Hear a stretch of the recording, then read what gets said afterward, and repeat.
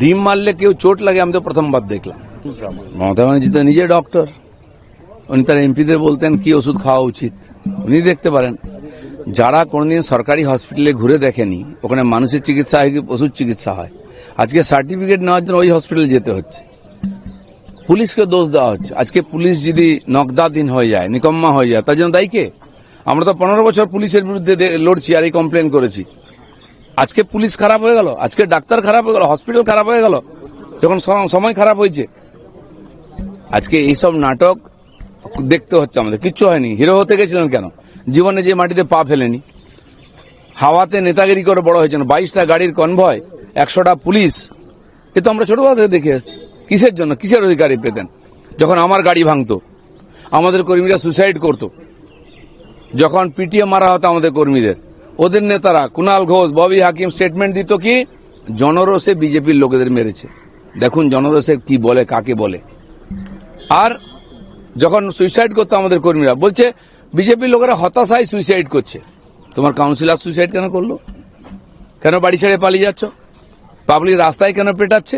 আমি বলেছি বাকি নেতারাও সাবধান থাকুন, রাস্তায় বেরোবেন না, জামা কাপড় খুলে বাড়ি পাঠিয়ে দেবে। বাজারে ইতিমধ্যে ডিমের দাম বেড়েছে, খোলা বাজারে ডিমের দাম ডজনে 6 টাকা বেড়েছে। এটা কি এই এত ডিম যদি এত টিএমসি নেতাদের উপহার দেওয়া হয় তাহলে ডিমের দাম তো বাড়বেই। ওরা বলেছে আমরা ডিম দিয়ে অভিনন্দন জানালাম, ডিজে বাজাতে এসেছি। কারা বলেছিল দুপুর 12টার পরে 4টে ডিজে বাজবে? তোদের কোন বাপ আছে দেখবো আমি রক্ষা করে, কার বাপ কাকে বাঁচায় দেখো এবার।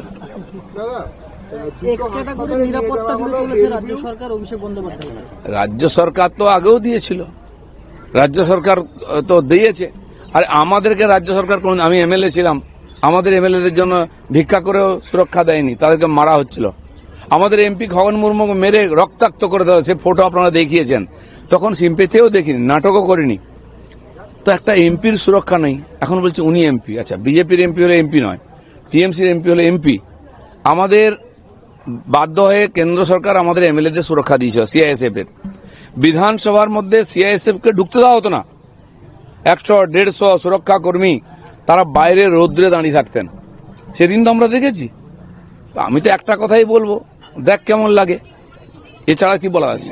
অনেকে বলছে অভিষেকের তো নিরাপত্তায় কাটছাট করা হয়েছিল, এই ব্যাপারটা করে ও নিজের নিরাপত্তাটা বাড়ানোর একটা চেষ্টা করে। এইসব চালাকি করে কোন, আমি বলছি টিএমসির কোন নেতার নিরাপত্তা দেওয়া উচিত নয়, পাবলিকের হাতে ছেড়ে দেওয়া উচিত। এরা পাবলিককে হ্যারেস করেছে, লুট করেছে, মহিলাদের সঙ্গে যে ব্যবহার করেছে, এই শাহজাহানের মতো আর যারা যারা আছে নামি সব নেতা, পাবলিকের হাতে ছেড়ে দাও আর দেখুক পাবলিকের মার দুনিয়ার বার কিরকম হয়। আমাদেরকে এই গুন্ডারা, এই সমাজ বিরোধীরা দিনের পর দিন আমাদের সাধারণ কর্মী থেকে নেতা কাকে মারেনি? সেই দিনটা আমি ভুলিনি, যেদিন শওকত মোল্লা আর ওখানকার মগরাহাটের এমএলএ মিলে 2000 লোক নিয়ে কুস্তিতে রাস্তা ঘেরাও করে আমাদের ন্যাশনাল প্রেসিডেন্ট মাননীয় নাড্ডাজির উপর অ্যাটাক করেছে। আমি সেই গাড়ির মধ্যে ছিলাম, বড় বড় ইট পড়ছিল দরজায় এসে গাড়িতে, যদি বুলেট প্রুফ গাড়ি না হতো আমরা কেউ বাঁচতাম না। তখন মমতা ব্যানার্জি কোনো স্টেটমেন্ট দিয়ে দেখিনি, তখন ভাইপোকে দেখিনি বলতে যে এটা ঠিক হয়নি। তো সময় চাকা তো ঘোরেই। দেখুন রাজনীতিটা বিরোধী পক্ষে থাকলে কেমন মিষ্টি লাগে, টক লাগে, সেটা একটু বোঝার চেষ্টা করুন। বিধানসভার সইকাণ্ডে গতকাল অভিষেক বন্দ্যোপাধ্যায়ের বাড়িতে সিআইডির টিম গেছিল। না, সিআইডি যাবে, সিবিআই যাবে, এনআইএ যাবে, কারণ সব ধরনের অপরাধের সঙ্গে এরা যুক্ত আছেন আর এই সিলসিলা চলবে। আমি ভোটের আগে বলেছিলাম যে যদি একদিন সরকার পাল্টে যায় টিএমসির নেতাদেরকে গণধোলাই হবে, রাস্তায় পোস্টে বাঁধা হবে, চৌরাস্তায় কাপড় খুলে নেবে। সবে শুরু হয়েছে, পাবলিক সাহস পেত না, এখন সাহস পেয়েছে পাবলিকের অধিকারের হিসাব নিকাশ করার। তবু আমি বলবো এই দেশে আইনের রাজ্য, এই রাজ্যে আইনের রাজ হবে, আইনের উপর ভরসা রাখুন। অনেক বড় বড় লোককে আইনের ভিতরে যেতে হয়েছে, কেউ বাইরে নয়। আর আমাদের বিজেপি সরকারের উপর ভরসা রাখুন, কোনো দোষী বাঁচবে না, সবাইকে সাজা পেতে হবে। শনিবারের বারবেলাটা ওনার কাছে ভালো গেল না, প্রথমে বাড়িতে সিআইডি গেল, তারপরে ওনাকে পচা ডিম ফিম সব ছোড়া হলো, তাহলে কি ওনার শনির দশা লেগেছে? না, সবে তো শুরু হয়েছে না। এতদিন ক্ষমতার অপব্যবহার করে যা যা করেছেন না, আমরা অনেক দুনিয়াতে খুব কম দেশে এরকম দেখেছি আমরা। তো তার তো হিসাব হবে, আইনের কাজ করছে। পাবলিকের যে ক্ষোভ ছিল, আচ্ছা কি আছে, কটা দিন যদি বাড়ি থেকে না বেরোতেন কি অসুবিধা হয়ে যেত? আমি বলছি বাকি নেতাদের টিএমসির আপনারা বেরোবেন না, কেউ আপনাদের দায় নেবে না। আমাদের কাছে তো পুলিশ নয় যে আপনাদের বাড়ি বাড়িতে পাহারা দেবে। টিএমসির আমলে অর্ধেক পুলিশ নেতাদের বাড়িতে থাকতো, নেতাদের পেছনে যত বড় ক্রিমিনাল অ্যান্টি সোশ্যাল তার তত বড় সিকিউরিটি ছিল। যত বুলেট প্রুফ গাড়ি, দামি দামি গাড়ি কেনা হতো, পুলিশরা বলছে আমাদের ঢরঢরের গাড়ি দিয়ে নেতারা সব ভালো গাড়ি নিয়ে নিচ্ছে সিকিউরিটির জন্য। কেন পয়সা খরচা করবে? তোমরা চুরি করবে, লোককে হ্যারাসমেন্ট করবে, আর সরকার তাদেরকে পাহারা দেবে? কোনো দায় নেই। শিয়ালদা হাওড়ার মেসি কাণ্ডে অরূপ বিশ্বাসের বিরুদ্ধে বিধাননগর দক্ষিণ থানা এফআইআর দায়ের করল। 5-6টি ধারা বিএনএস, ভারতীয় ন্যায় সংহিতা, দুটি তার মধ্যে দেখুন, পঞ্চায়েতে দুর্নীতি, মিউনিসিপ্যালিটিতে, জেলা পরিষদে, বিভিন্ন ডিপার্টমেন্টে, কিন্তু আন্তর্জাতিক দুর্নীতি এটা টিএমসি করেছে।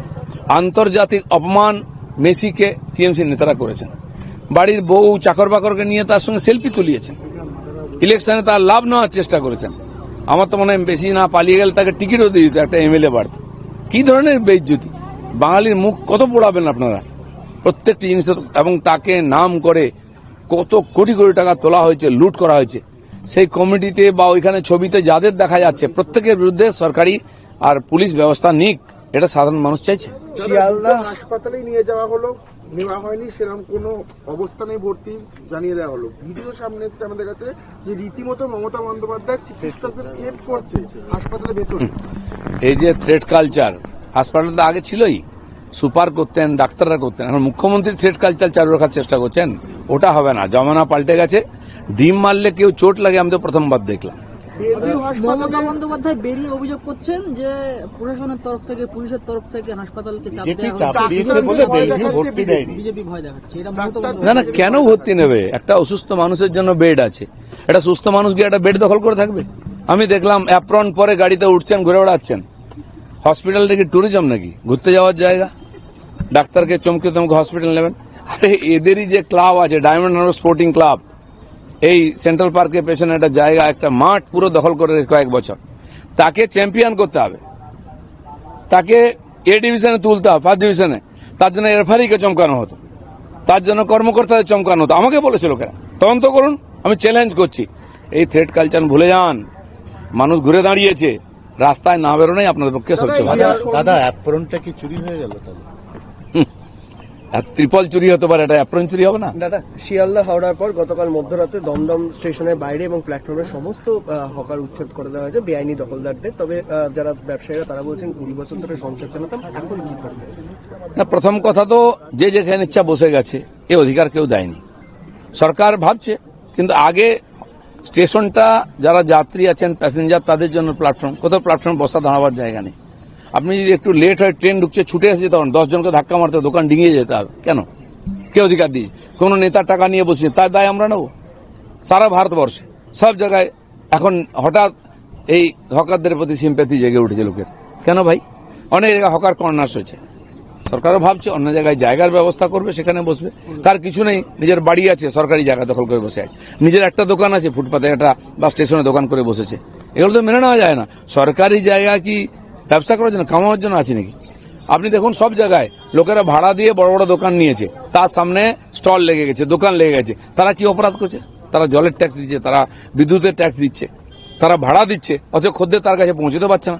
সবাই সামনে বসে আছে। আর করেছে নেতারা, যে বসিয়েছে তাকে বলুন, তার জন্য আমরা দায়ী নয়। না, তারা বলছেন উন্নয়নে বাধা দিতে তারা রাজি নন, কিন্তু পুনর্বাসনটা আগে। ঠিক আছে, আগে পরিষ্কার হবে, তারপরে পুনর্বাসন হবে। জানাই নেই, লিস্ট করতে যান, দেখুন 100 জায়গায় 200 নাম চলে আসছে। কোথায় এটা হয়নি? আগে তো সরকারি জায়গা ফেরোচ্ছে, এবং রেল থেকে আরম্ভ করে পিডব্লিউডি, রোড, সবাই নিজের জায়গা পরিষ্কার করবে। অর্ধেক লোক তো বাংলাদেশ থেকে এসে বসে গেছে। যে নেতারা টাকা নিয়ে বসেছে তার বাড়ি ঘেরাও করুন। দাদা, যে সঞ্জু কর্মকারের বাড়িতে তিনি গেছিলেন অভিষেক বন্দ্যোপাধ্যায়, যারা ওখানকার স্থানীয়, তাদের বয়ানের সঙ্গে তৃণমূলের অভিযোগ মিলছে না। স্থানীয়রা অভিযোগ করছে তোলাবাজ ছিল, এবং তার থেকে বড় কথা হার্ট অ্যাটাকের কারণে তার মৃত্যু হয়েছে। তাহলে এই যে একটা ঘটনা, ভোট পরবর্তী হিংসা, সেখানে কোনোভাবে তৃণমূলের নাটক এমনকি মনে হচ্ছে। এমনকি অভিষেক বন্দ্যোপাধ্যায় নাম করে ভয় দেখাতো বলে অভিযোগ রয়েছে। শুনুন, এর সব কটা তোলাবাজ। অভিষেক ব্যানার্জি তোলাবাজ ছাড়া, গুন্ডা, অ্যান্টি সোশ্যাল ছাড়া কারোর সঙ্গে সম্পর্ক রাখতেন না। আমি চ্যালেঞ্জ করছি পশ্চিমবাংলার 10.5 কোটি মানুষের কাছে, আজ পর্যন্ত কতজন অভিষেক ব্যানার্জির সঙ্গে দেখা করতে পেরেছে? কোন অফিসার, কোন এমএলএ, মন্ত্রী, এমপি দেখা করতে পেরেছে? আমাকে বলুন। কেউ করতো না। সব মাফিয়া, কোল মাফিয়া। 22টা করে গাড়ি আসতো রানীগঞ্জ থেকে কনভয়ে, কয়লার টাকা নিয়ে আসতো গাড়িতে। আমরা কমপ্লেন করেছি, পুলিশ তাকাতো না, উল্টো দিকে তাকাতো। তার জন্য রাস্তায় পুলিশ গার্ড থাকতো, যে কেউ ডিস্টার্ব না করতে পারে। চ্যালেঞ্জ করছি, দিনের পর দিন সব তথ্য পাওয়া যায় ইনকোয়ারি হলে। এসব আমরা দেখে এসেছি। অতএব ঠিক আছে, এ তো গরু মেরে জুতো দান হলো, না দাদা এখানে অল্পের উপর দিয়ে যাচ্ছে। সাবধান হয়ে যান, কোথাও যাওয়ার দরকার নেই। 15 বছর অনেক কষ্ট করেছেন, আমরা কাজ করছি, দেখুন বাড়িতে টিভিতে দেখুন কিরকম কাজ হচ্ছে। একদম রিস্ক নেবেন না, আমরা আপনাদের দায়িত্ব নিইনি। দাদা তৃণমূল বলছে ভোট পরবর্তী হিংসার শিকার, কিন্তু স্থানীয়রা বলছে যে হার্ট অ্যাটাকের কারণে তার মৃত্যু। বহু জায়গায় এটা কিভাবে? এসআইআর রাস্তায় পড়ে মরে যাচ্ছে, বউর সঙ্গে ঝগড়া করে ফাঁসি খেলো, সে নাকি এসআইআর মারা গেছে।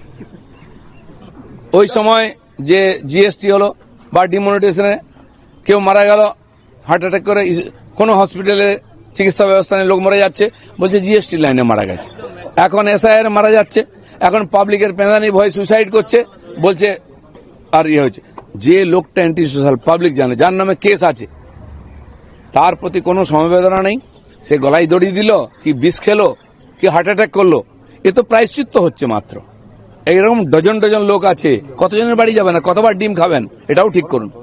দাদা এটাই শেষ প্রশ্ন, আজ থেকে সরকারি হাসপাতালে ডাক্তারদের আই কার্ড বাধ্যতামূলক এবং ডাক্তার স্বাস্থ্যকর্মী যারা রয়েছে তাদের বায়োমেট্রিকও বাধ্যতামূলক করা ডাক্তার হচ্ছে। থেকে টিচার, সরকারি কর্মচারী, ক্লার্ক, এমনকি ডেলিগেটেড, কন্ট্রাকচুয়াল, সবার জন্য বায়োমেট্রিক চালু হবে। সবার আই কার্ড লাগবে, সবাইকে অ্যাকাউন্টে পেমেন্ট করা হবে। হাজার হাজার লোক আছে যে কোথাও নেই, সে বেতন পায় বাড়িতে বসে। সে এই নারেগা বা জিরামজি থেকে আরম্ভ করে সমস্ত প্রজেক্টে লক্ষ লক্ষ লোক লুটে খাচ্ছে, ভুয়ো। সেজন্য সরকারি টাকা ওদের গর্বে যাচ্ছে কেবল ভোটের জন্য, তারপরে জেতা গেল না। সেজন্য সব জায়গায় পরিষ্কৃত হবে, এটা সবাইকে মেনে নিতে হবে। অনেকে কষ্ট হচ্ছে, একদিন কাজ করেননি, বাড়িতে বসে বেতন পেতেন, পিকনিক করতেন, ঘুরতে যেতেন, তারা অনেকে আন্দোলন করার চেষ্টা করছেন। এই ভুলটা করবেন না, কাজ করুন, পয়সা নেই।